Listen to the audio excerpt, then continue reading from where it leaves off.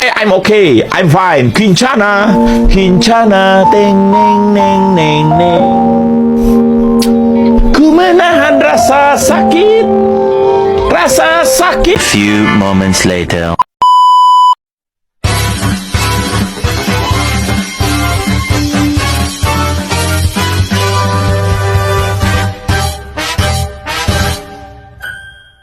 Assalamualaikum warahmatullahi wabarakatuh. Perkenalkan, nama saya Dela Febrianti, NIM 2215075. Perkenalkan, nama saya Rahma Jazima, NIM 2215074. Saya akan menjelaskan tentang zakat. Zakat ialah salah satu ibadah pokok dan termasuk salah satu rukun Islam secara singkatan. Zakat yang berasal dari bahasa Arab mengandung beberapa arti seperti membersihkan, bertumbuh, dan berkah. Benda-benda yang wajib dizakati adalah yang pertama emas dan perak. Emas dan perak dipandang sebagai benda yang mempunyai nilai tersendiri dalam masyarakat. Emas dan perak dibuat untuk berbagai macam perhiasan, terutama emas untuk wanita yang dipakai sehari seperti cincin, kalung, gelang, dan anting-anting. Yang kedua ada hewan ternak. Jenis hewan yang wajib dikeluarkan zakatnya adalah unta, sapi, dan kambing. Domba. Yang ketiga ada hasil pertanian. Yang dimaksud hasil pertanian di sini adalah hasil pertanian baik buah-buahan atau umumnya yang menjadi makanan pokok bagi manusia. Yang keempat ada harta perniagaan. Harta perniagaan itu ialah segala sesuatu yang dipersiapkan untuk diperjualbelikan. Yang kelima ada zakat rikas. Rikas adalah emas atau perak yang ditanam oleh kaum jahiliyah sebelum Islam. Di sini yang pertama ada zakat fitrah. Kadar pembayaran zakat. Zakat fitrah dikeluarkan sebanyak satu sa atau yaitu 4 mud. Sedangkan 1 mud yaitu kurang lebih dari 0, kg. Jadi 1 sa sebanding dengan 2,4 kg. Maka dikeluarkan menjadi 2,5 kg. Di Indonesia bisa menakar ukuran bahan makanan pokok beras diukur sebanding dengan 3,5 liter beras atau bahan makanan pokok. Yang kedua ada zakat mal. Zakat mal terdapat dari zakat emas atau perak dan uang. Jadi zakat emas wajib dibayarkan jika telah mencapai nisab 85 gram. Kadar zakat emas adalah 2,5%. Jika emas yang dimiliki melebihi nisab, maka zakat yang dibayar sebesar 2,5% dari kepemilikannya. Yang ketiga ada zakat pertanian. Zakat pertanian biasanya 5% atau 10%, tergantung pada jenis tanaman. Misalnya untuk tanaman yang disiram dengan buatan atau perairan atau sumur, kadar zakatnya adalah 5%. Sedangkan untuk tanaman yang disiram dengan alami atau hujan, kadar zakatnya adalah 10%. Yang keempat ada zakat perdagangan. Zakat perdagangan pembayarannya sebesar 2,5%. Dan kekayaan yang dimiliki oleh seorang pedagang yang berasal dari hasil jual beli barang dagangnya selama setahun. Kekayaan terdiri dari modal awal, keuntungan, piutang, dan persediaan barang yang masih tersisa.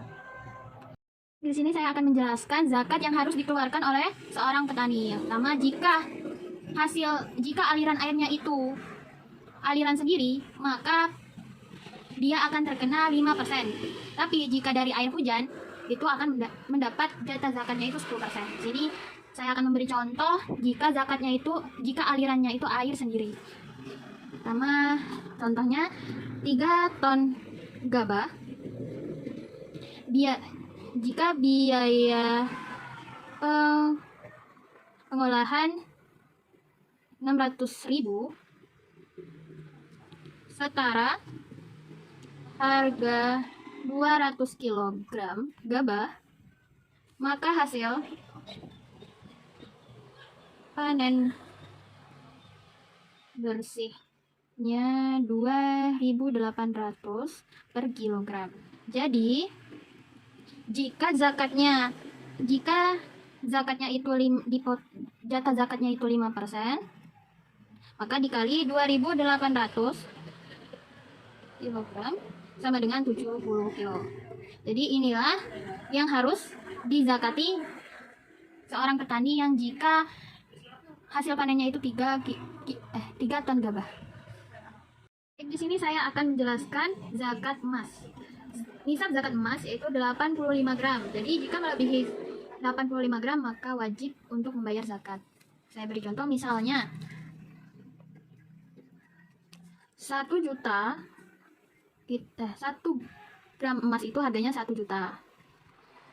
Maka jika 100 gram senilai 100 juta. Zakat yang harus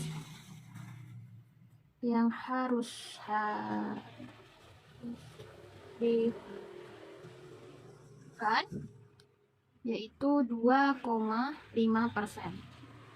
dikali 100 juta, maka 2.500.000. Ini untuk zakat yang melebihi 85 gram emas. Ini contohnya yang 100 gram. Takaran emas yang dikeluarkan sebesar 2,5 gram dari total emas yang dimiliki setelah mencapai nisab. Di sini saya akan menjelaskan tentang zakat profesi, yang mana nisab zakat profesi itu sama dengan 85 gram emas dengan kadar 2,5 gram ketika pendapatan atau upah dari kegiatan bekerja yang mana telah mencapai haul atau 1 tahun, maka harus dikeluarkan. Contohnya, apabila penghasilannya 100 juta per bulan, maka 2,5% dikali 10 juta. Di setiap bulannya dia mengeluarkan 250.000 untuk zakat profesi. Baiklah, di sini saya akan menjelaskan tentang hak waris. Kata waris berasal dari bahasa Arab, yaitu warasa yurisu warisan, yang berarti berpindah harta seseorang kepada seseorang setelah meninggal dunia. Adapun dalam Al-Quran ditemukan banyak kata warasa yang berarti menggantikan kedudukan, memberi atau menganugerahkan dan menerima warisan.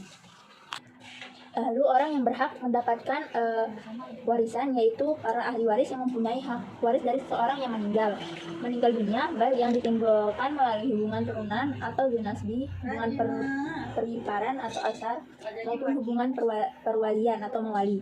Dapat dikelompokkan atas 2 golongan, yaitu yang pertama golongan yang hak warisnya mengandung kepastian berdasarkan ittifaq oleh para ulama atau sarjana hukum Islam. Yang kedua, golongan yang hak warisnya masih diperselisihkan atau ikhtilaf oleh para sarjana hukum Islam.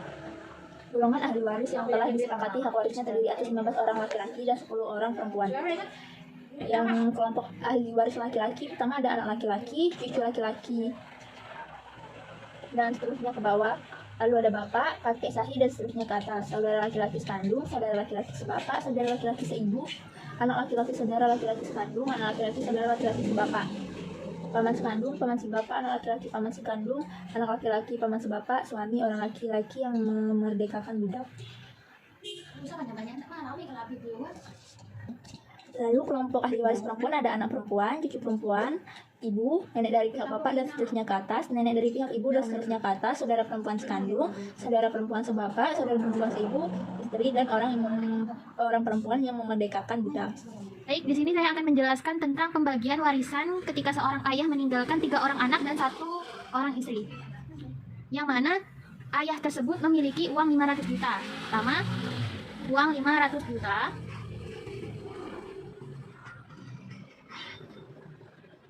Istri mendapat bagian 1/8. Dan anak laki-laki 3 orang laki-laki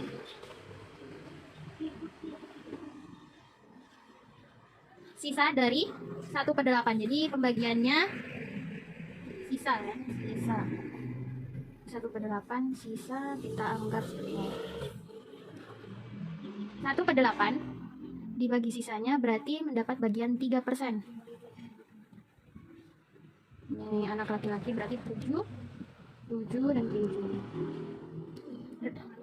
Jika ditambah semuanya menjadi 24 asal masalah atau seluruh bagian.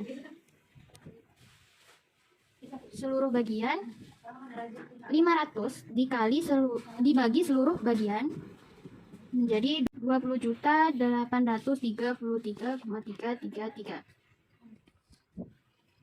Jadi ini kan 500 dibagi 24 dibagi hasilnya 20.833.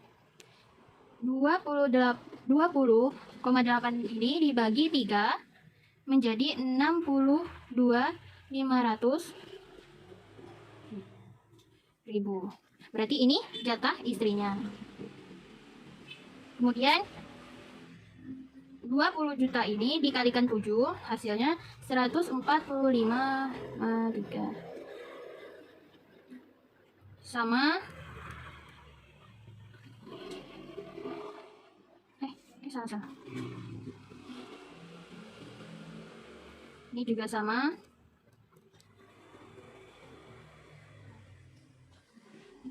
Jika ini dijumlahkan semua, hasilnya 500 juta. Jadi seginilah pembagian untuk warisan yang ditinggalkan ayah untuk istri dan 3 orang anak laki-lakinya. 500 juta. Untuk sang istri 62.500.000, untuk anaknya masing-masing mendapatkan 145.833.300 rupiah. Baiklah, di sini saya akan menjelaskan tentang salat jamak dan qasar. Yang pertama ada salat jamak. Salat jamak ialah mengerjakan salat yang digabungkan, maksudnya mengumpulkan dua salat fardu yang dilaksanakan pada satu waktu dengan syarat tertentu. Salat fardu yang boleh dijamak adalah yang pertama menggabungkan salat zuhur dan asar dikerjakan pada waktu zuhur atau pada waktu asar. Yang kedua menggabungkan salat maghrib dan isya dikerjakan pada waktu maghrib atau pada waktu isya. Sedangkan salat subuh tetap pada waktunya, tidak boleh digabungkan dengan salat lain dan tidak pula menggabungkan salat asar dan salat maghrib.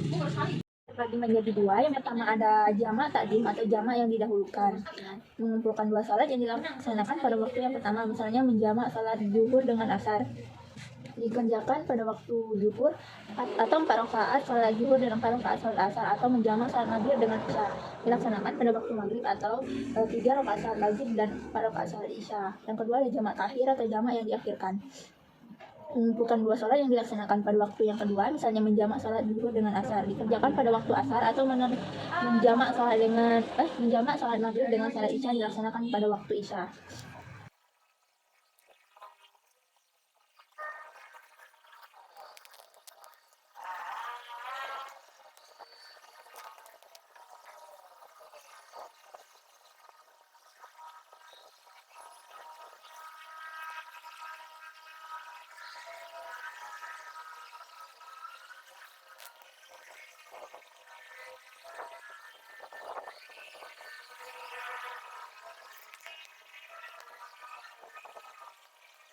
Pengertian salat qasar.